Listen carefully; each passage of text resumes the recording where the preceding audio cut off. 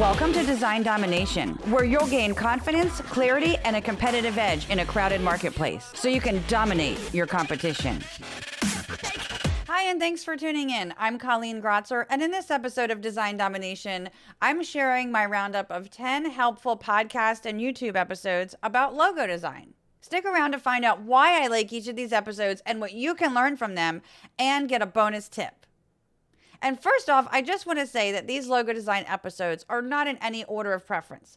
I've put these in the order that you would need to follow them based on the entire logo design process, right? So learning more about logo design, how to design a logo, how to price a logo, how to get logo design clients, and then finally, how to create logo files. So first, if you want to find out more about designing a logo and find out more about branding, there are a couple helpful podcast episodes for this. Number 1 is Logos versus Brands with Bill Gardner on the Just Branding episode 2.08. Okay, so in this episode, Jacob Cass and Matt Davies talk with renowned logo designer Bill Gardner of Gardner Design. His company has worked with a lot of big names. And what I like about it is that it was a really insightful and educational conversation where they discussed all kinds of logo and branding topics, such as the differences between logos and brands, a brand personality framework, the discovery process, objectivity versus subjectivity, design briefs, and then selling the value of branding and a whole bunch of other great things. Now, number 2 is the 9 types of logos for brand design and strategy. And this is a video on YouTube by Stephen Houlihan of Brand Master Academy. And this one will help you to choose the right style for your next logo design. He goes into brand marks, pictorial, abstract, word marks, mascots, combinations, emblems, dynamic marks, letter marks, and monograms. Lions and tigers and bears. And he also talks about effective logo design guidelines that you can implement into your next logo design. This is a great episode for logo designers who are just getting started, or even those who want a refresher of the terminology and want to dive more into logo design. Now, next are several episodes about how to design a logo. So number 3 is winning color strategies on my Design Domination podcast, and that's episode 73. I chose this episode because choosing colors is a really important aspect of logo design, right? And that's because colors have meaning, and the colors should make sense for the client's industry.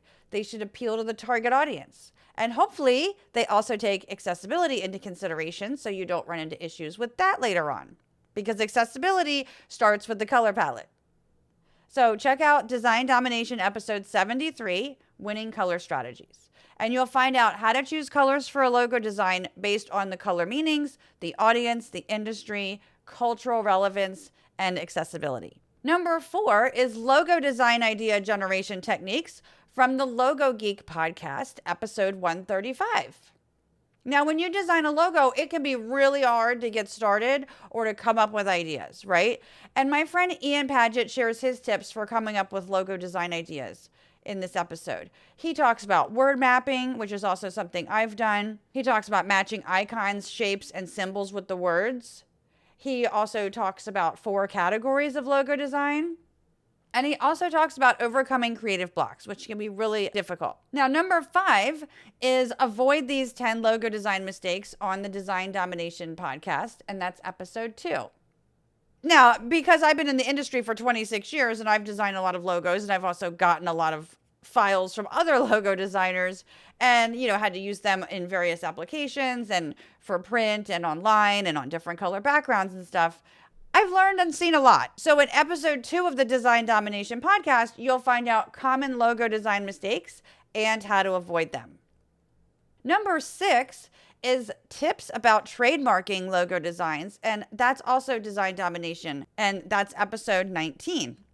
Now, as part of designing a logo, it's good to research logos that are already out there, especially in that same industry, right? Because you don't want to create something in the likeness of another logo.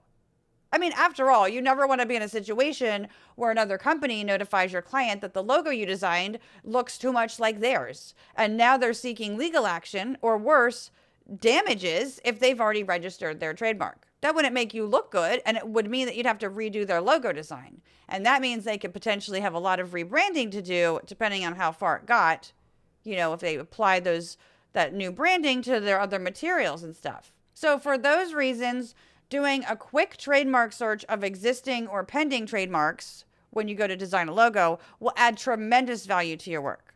And of course, you could also engage the services of a trademark attorney to help you with this if your client has a need for that. Now, that does cost a lot more money, though.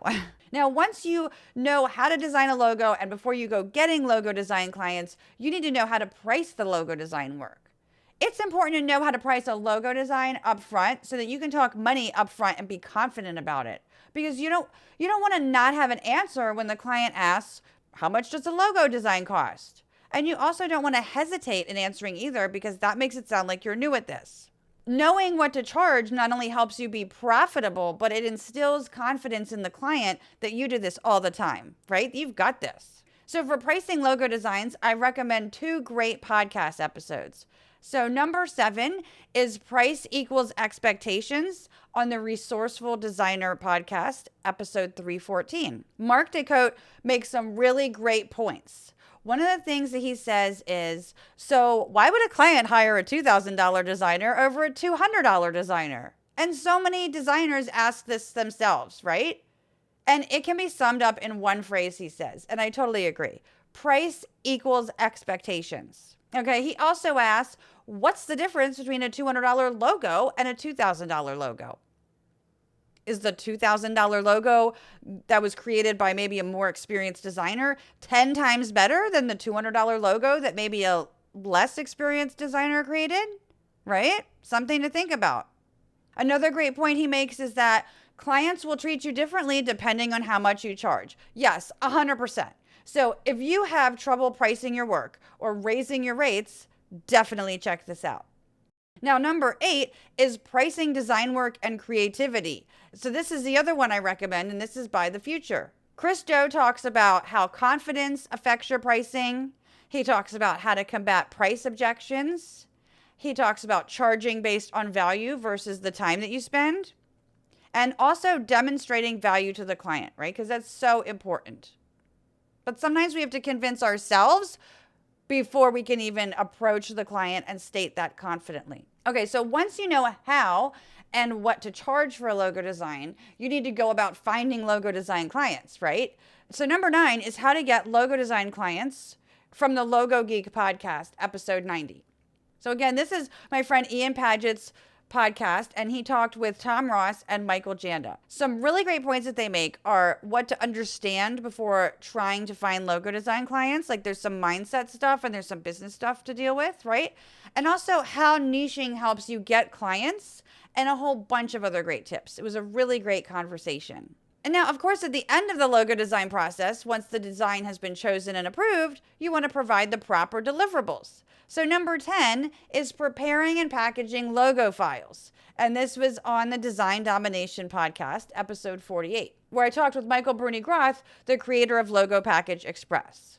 So you want to make sure that you provide all the proper file formats that a client's going to need for print and the web, right? You don't want them to have to come back to you later to ask for certain formats because you didn't provide them. So Michael and I talked about how to prepare the final logo design files, and then the logo file formats that you need to provide, and then also how to create them super fast. Now, I do have a bonus tip, and I will call it a bonus tip because top 10 sounds better than top 11, right? So my bonus tip is that you can also increase the value of your logo design work and even the deliverables you provide by providing a brand style guide. I talked all about this in Design Domination podcast episode 51. Boost value with a brand style guide. So there you have them, my top 10 logo design episodes and that bonus tip. Did your favorite logo design episode make the list? If not, share it in a comment so others can find it too. And be sure to check out the show notes on the episode page at creative-boost.com to get all the links to the episodes that I mentioned. Start off each client relationship and project with questions that will help you charge more by enhancing the perceived value of your work and get more respect as a designer. Get the free guide at creative-boost.com/questions.